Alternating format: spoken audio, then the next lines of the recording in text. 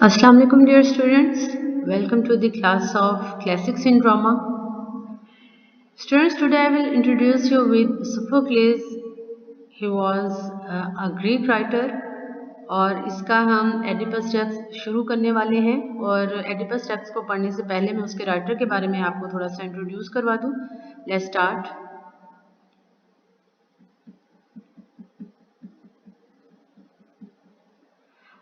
Students, Sophocles was the second tragic poet of Athens and he was born about 495 before Christ in the village of Colonus, received an excellent education and had a position in the best Athenian society. In his early career, he won applause as not only a poet but also an actor. Students, जब मैंने आपको Greek theatre के बारे में बताया था तो उसमें मैंने आपको कुछ इनोवेशंस के बारे में बताया था और कुछ प्रोमिनेंट राइटर्स और एक्टर्स के बारे में बताया था. तो ये एक बड़ा प्रोमिनेंट पोइट था और इसने अपने करियर के शुरू में एक पोइट के तौर पे यानी कि एक प्ले राइट के तौर पर और एक एक्टर के तौर पर बड़े इसको फेम मिला था. इसकी कंट्रीब्यूशन जो ग्रीक थिएटर में इसका जो कंट्रीब्यूशन है उसमें इसने दो इम्पोर्टेंट इनोवेशंस की थी ड्रामेटिक आर्ट में. पहला क्या था कि the introduction of the third actor. जैसे कि आपको पता है कि ग्रीक थिएटर में पहले सिर्फ एक करेक्टर आगे होता था, कोरस में से निकल के परफॉर्म करता था, फिर आहिस्ता आहिस्ता दूसरा एक्टर उसके अंदर ऐड हुआ. उससे क्या होता था कि एक अच्छाई का करेक्टर करता था और दूसरा बुराई का करेक्टर करता था. तो इसने उस मामले को थोड़ा सा और कॉम्प्लिकेट किया, प्लॉट थोड़ा सा और कम्प्लेक्स होना शुरू हुआ जब इसने एक थर्ड एक्टर उसके अंदर इंट्रोड्यूस करवाया. और दूसरी इसकी इनोवेशन क्या थी? The use of painted scenery. पहले कुछ नहीं होता था, सिर्फ सिंपल एक स्टेज होता था और उसके ऊपर लोग आके परफॉर्म किया करते थे, मगर इसने पीछे पेंटेड सीनरी लगा के वो सीन क्रिएट कर देता है. यानी कि अगर वो किसी वैली का कर रहा है तो पीछे पहाड़ों की सीनरी लगा दिया करता था, अगर किसी जंग का मंजर होता था तो पीछे जंग की सीनरी लगा दी जाती थी, तो उससे एक बड़ा खूबसूरत इमेज क्रिएट हो जाता था. और he was a true representative of the age of Pericles. ये अपने टाइम का बहुत ही ज़बरदस्त किस्म का रिप्रेजेंटेटिव था, अपने दौर का, अपने उस दौर के जो नॉर्म्स एंड मामला चल रहे थे. Stood near to Aeschylus than to Euripides. तो एस्किलस भी एक राइटर था और यूरिपिडीज था, तो ये ज़्यादा इसके जो थीम थे वो एस्किलस के साथ रिलेटेड थे as compared to Euripides. Fine aristocracy of culture between 460 to 430 before Christ. तो ये उस टाइम के एरिस्टोक्रेटिक क्लास को रिप्रेजेंट करता था और इसके ड्रामास के अंदर भी हमें इसके टचेस नज़र आएंगे.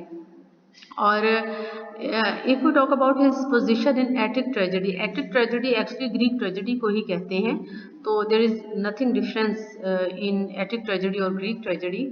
तो इसका जो कंट्रीब्यूशन था वो ये था कि जो कैरेक्टर्स जिसने अपने ड्रामास के अंदर लिखे, जो इसने क्रिएट किए सोफोक्लेस ने, उनकी खूबियाँ क्या थी? सबसे पहले ये थी कि laid greater stress upon the individual and his motives and irresistible law.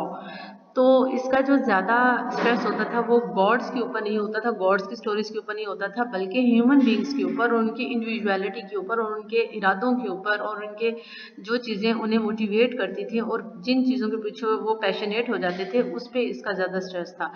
And are accordingly more human though they are still heroic. तो ये गॉड्स नहीं होते थे बल्कि ये ह्यूमन करेक्टर्स होते थे, मगर वो बड़े मैग्नीफाइड और बड़े रोबस्ट किस्म के करेक्टर्स होते थे. The development of character can be noted during the progress of action.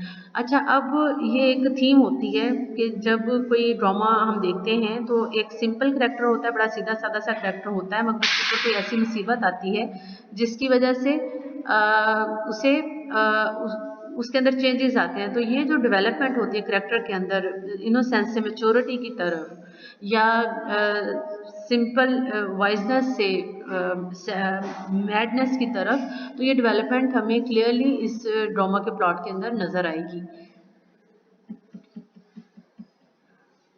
अगर हम सोफोक्लिस के प्लेस की बात करें तो the detail are more carefully studied both as regard to the plot and the language. अब उसका सिर्फ बहुत ज़्यादा रिसर्च्ड और बहुत ज़्यादा उसके अंदर कोहियन नज़र आएगी हमें उसके प्लॉट और लैंग्वेज के अंदर। तो बहुत ज़्यादा स्टडीड उसका प्लॉट होते थे, यानी कि उसके अंदर हमें कोई भी झोल नज़र नहीं आती है, उसके अंदर हमें कोई भी फ्लॉ नज़र नहीं आता। और same as in his dialogues भी इसके बिल्कुल प्रोवर्ब की तरह हैं और उनके अंदर he means what he want to say. तो जो वो कहना चाहता था वो अपने अल्फाज के थ्रू उसको बड़े अच्छे से बयान कर देता था। Under an apparent simplicity lies a subtlety of thought and a carefully studied adjustment of parts that only profound study and sympathy will reveal।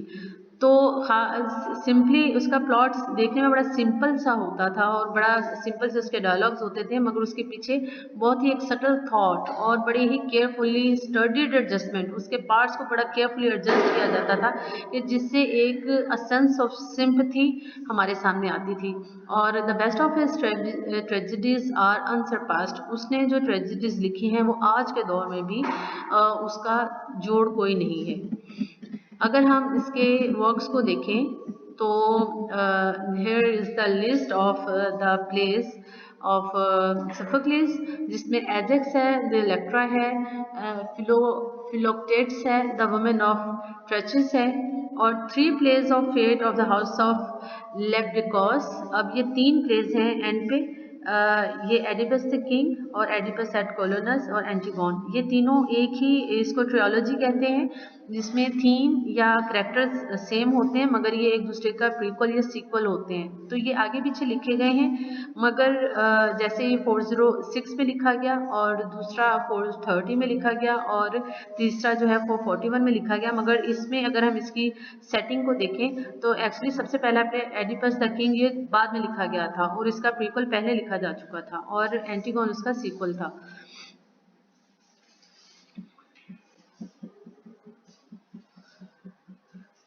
अच्छा जी, हाँ, यहाँ पर हम थोड़ा सा कंपैरिजन करेंगे सोफोक्लिस के कैरेक्टर्स का एस्किलस और यूरिपिडीज के साथ। द कैरेक्टर्स ऑफ एस्किलस को अगर हम देखें, the action are governed largely by destiny and are heroic in first place.